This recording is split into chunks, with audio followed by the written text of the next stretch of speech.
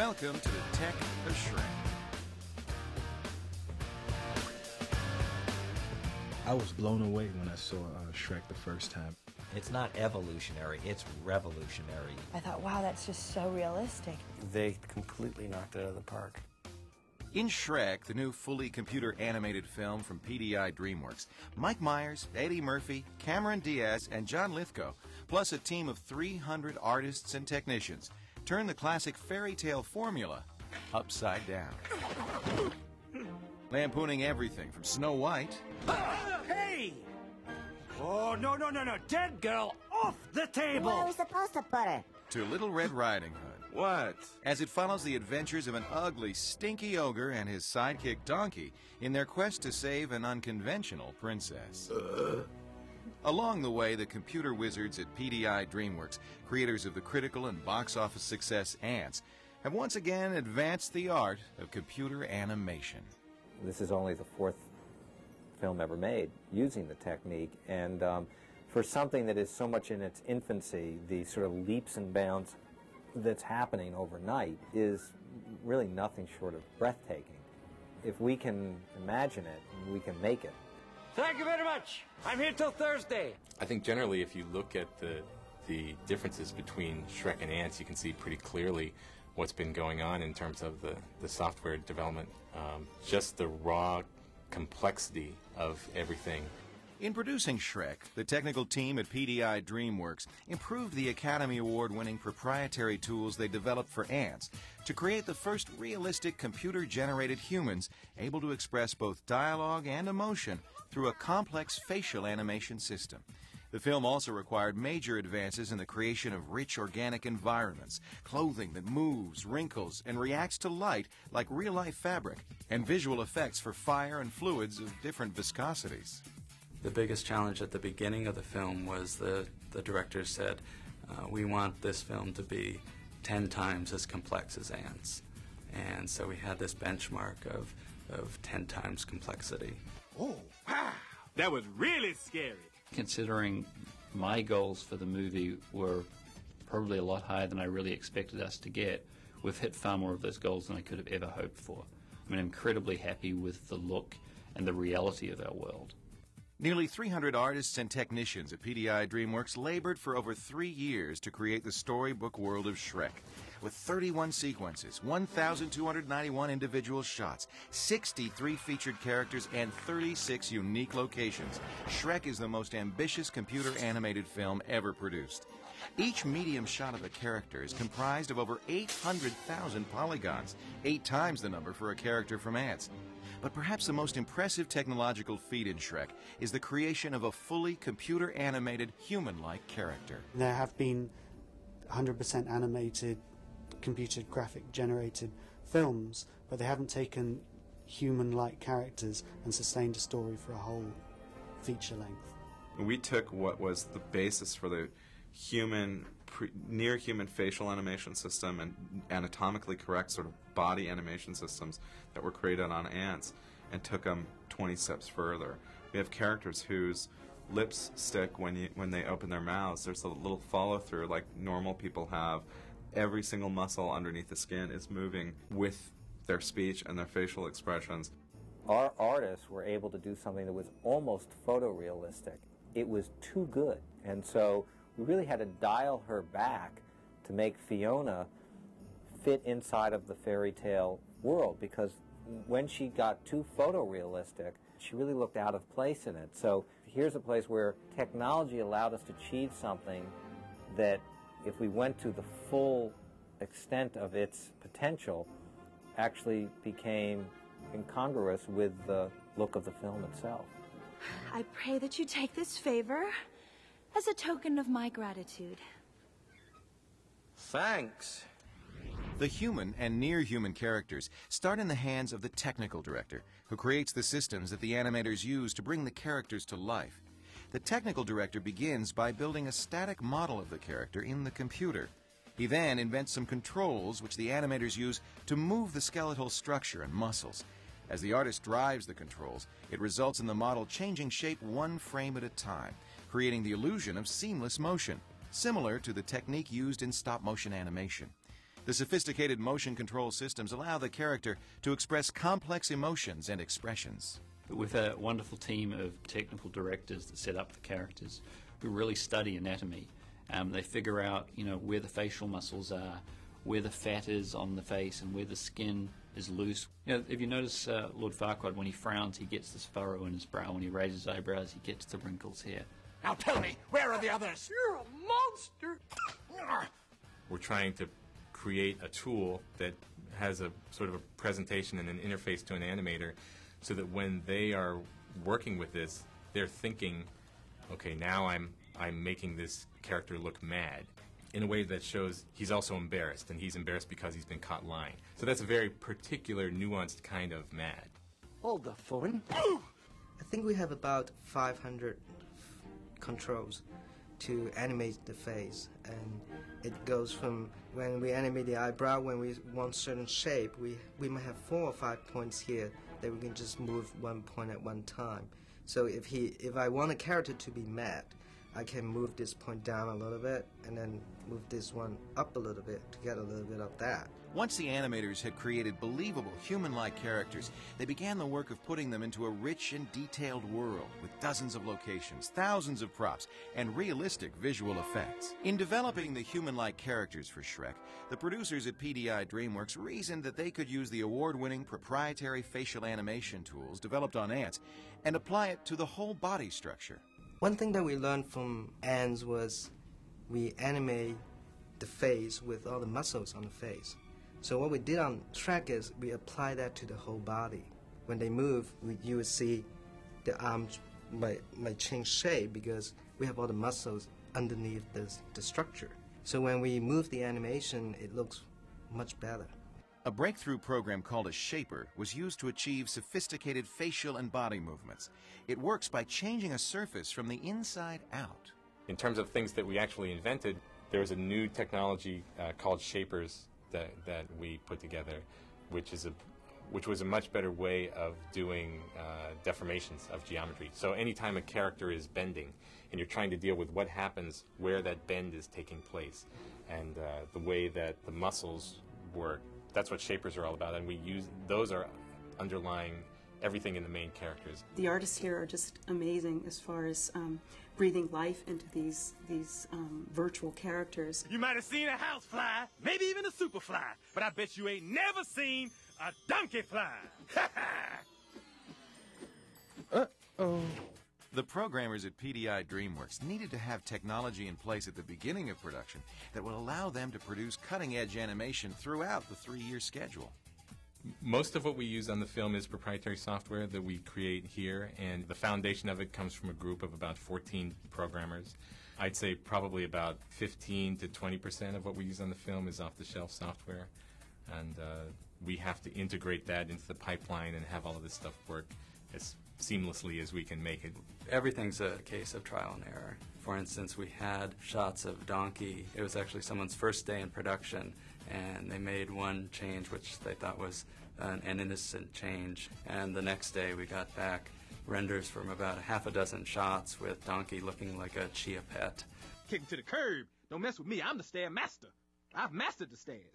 I wish I had a step right here, and now I'd step all over it. It's just so adorable. We've saved those, and we look back at them every once in a while for a good laugh.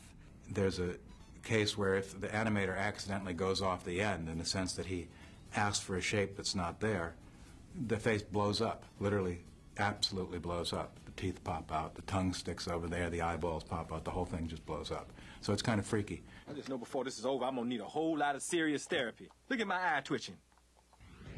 Each character presented a complex set of technical challenges. Art directors, technical directors, and animators worked together to develop new ways of achieving realistic textures of hair, skin, and clothing. It's a pretty strong challenge to get just a simple thing as the transparency of the skin to work. With Fiona, for example, we have a very complex system of dermis, epidermis, and base. And that's an old technique of oil painting. You basically don't paint one color straight. You paint a glaze of red, another of yellow, and then you have a base that reflects the light. To avoid the plasticky look of perfect computer-animated skin, the artists applied a shader, which is a mini-program that determines how a surface will be influenced by light. Fiona's hair presented even more difficulties than her skin.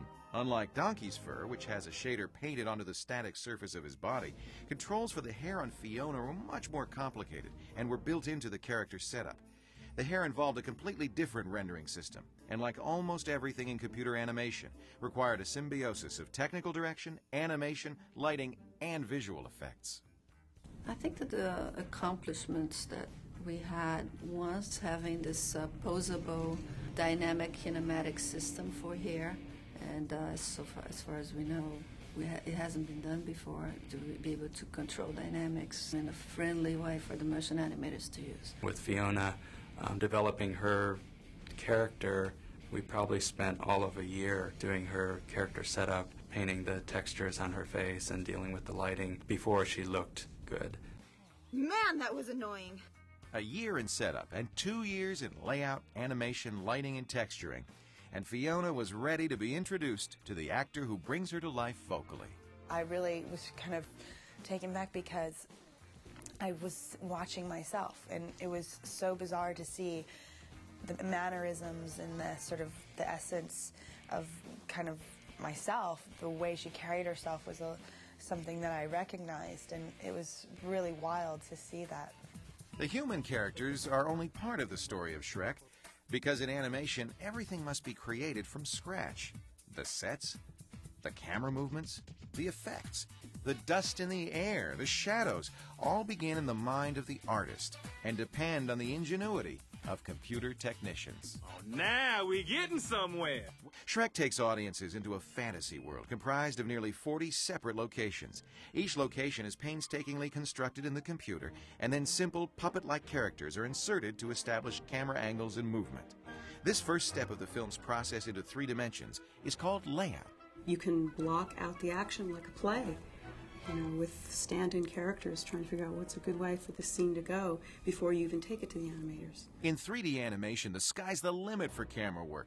But to keep the film natural, the producers of Shrek chose not to use impossible camera angles. We wanted to actually give it a very live-action feel. So we, to some degree, restricted our use of camera to what you'd see in a real live-action film, although there's still some shots where, to show the action best, we found we could do a crane shot or a helicopter shot that would be very hard to shoot in live action. So we kind of got the best of both worlds. The sensibility, the approach, your intellectual approach, your aesthetic approach, and production approach up to a point is really live action. What we found here at PDI in 3D filmmaking, you really do mimic all the great cinematography techniques that everybody else uses out there in the live action domain. Inside the computer you have a whole range of lenses, and we swap around just as you would in all traditional photography shooting in live action. You can see how it's zooming from a wide angle to a longer lens.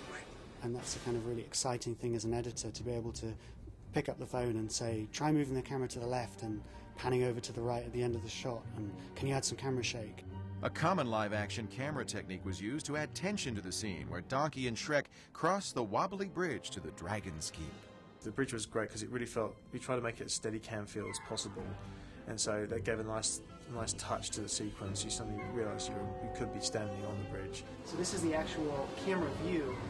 It appears that the bridge is much more, is jostling and bouncing a lot more than it is. When you go and you look at the camera view, the camera is actually bouncing and rolling itself. The sophisticated camera work picked up the tremendous detail in the environment.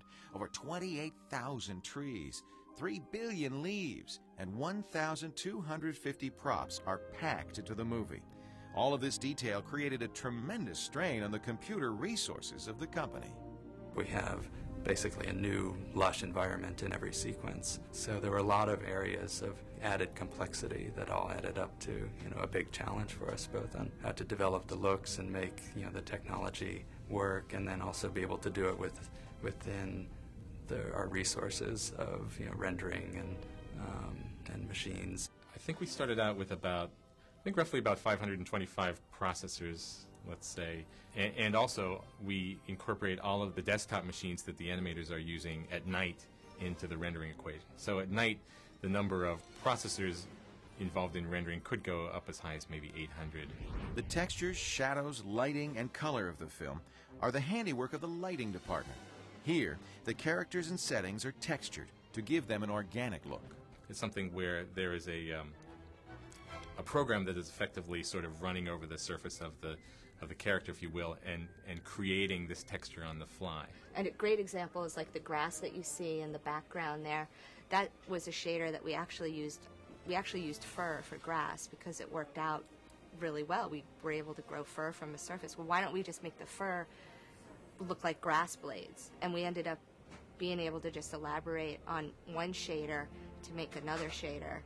We also do things with geometry shaders where procedural programs will create pieces of geometry, rocks, plants, things like that, that don't exist as models, but they're created at the time that the image is rendered. Even with Shrek's inventive camera work, state-of-the-art lighting, near-human characters, and an organic realism, there's still something missing. Something that every contemporary film must have. Donkey, look out! Ah! Visual effects. In a computer-animated movie, anything that's not character animation, set design, or camera movement is considered a visual effect. Fire, mud, rain, dust. They're the things that make a world come to life. And once again, the computer has empowered us to do things today that we'd only dreamed of only 18 months or 2 years ago. Shrek's mud bath was created using the fluid simulation systems designed for ants. The system enabled the effects department to create a range of liquids with different viscosities, rendering milk and mud and even foamy beer effects for the tournament scene. The same basic technology was used to much scarier effect when Donkey and Shrek crossed the lava-filled moat to the Dragon's Keep. Oh, you can't tell me you're afraid of heights. No, I'm just a little uncomfortable about being on a rickety bridge over a boiling lake of lava. To do the lava, we created spurts that would look interesting, and then on the surface of the lava is what we call a height field, which is basically a grid that you make go up and down in certain places, and that gives you a fluid-like looking surface. And then we brought it into some programs that we have in order to make the texture on the top feel like it's swirling around. Cool. In the climactic rescue scene, Shrek, Donkey, and Fiona escape from the castle, pursued by a fire-breathing dragon. And it is possible to integrate live-action elements into the scene, but the effects department decided to use computer-generated fire, which offered much more control. Basically, you figure out what direction you want it to move out of the dragon's mouth, simulate that with a number of spheres as well, a particle system for that, and make sure you get the right kind of billowing and turbulence and turmoil in that. And so we developed some special techniques for rendering that and putting what we call noise on it and processing that in the right way. And then at the end goes through the 2D process to give the final kind of glows and look to make it look like fire. Basically, we started off with just a very simple ball, and we just animated the ball at the camera to get the timing right, and they started building their effects on top of that timing. So we would then we'd have a simplified bunch of triangles just fly out at you, and then it would get slightly more blobby and more detailed, and then finally you see in lighting, you see an amazing effect coming out at you straight at your face. So we just started off very simply and then build from there. Hi, Princess! It talks! Yeah, it's getting them to shut up, that's the trick!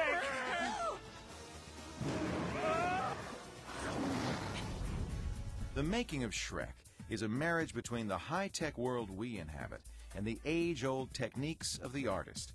For all its sophistication, the technology used to create Shrek is in some ways as simple as a pencil drawing a picture. Artistically, this is a very well integrated visual film that has a look that fits the story and a style of animation that fits the tone of the picture. The dust in the air, the leaves moving in the trees, the wind in the grass, the footsteps, the very precise lighting. It's a very intricate process, and it requires all the talent of everybody. And then all the effects and all the wind blowing and the dust and the smoke and the fire, I think, just bring a richness and a reality to our world that's so valuable when you're trying to create this illusion of life. Despite all the technological achievements, the creators of Shrek are hoping that the audience doesn't even notice their work. The thing that's fun of working on this is not the technology or the techniques that we use, but it's the actual film itself, and entertaining the audience and making them laugh is the important thing. One of the things that's really exciting is that I feel like we're just getting to the point now where computer animation is really maturing a little bit and getting into this realm where people are starting to think about a lot of different stylistic options that they've got. So if someone comes in here with something that's going to push us really far technologically, and that's what we want to do, great, we'll go there. We're not afraid. That's the cool part of working with such smart people, that combination of scientists, artists that we have here. In the end, Shrek's producers used all the advanced technological tools at their disposal to reach a very old-fashioned end, to tell a good story. Man, isn't this romantic? Just look at that sunset. In the broadest sense, technology allows an artist today to actually be able to create anything they can imagine. I was blown away. I'd never seen anything like that. I always loved the animations in fairy tale books, and now they had this 3D universe that I just didn't want to leave. That's what's special about the film. It strikes you as completely unusual and new. I mean, I imagine this film is going to strike people the way Snow White did. Just the fact that it's so overwhelmingly beautiful to look at. It really, visually, it really, really blows your mind. It goes like, look how far this has come. Look how far animation has come. Now I really see what's going on here.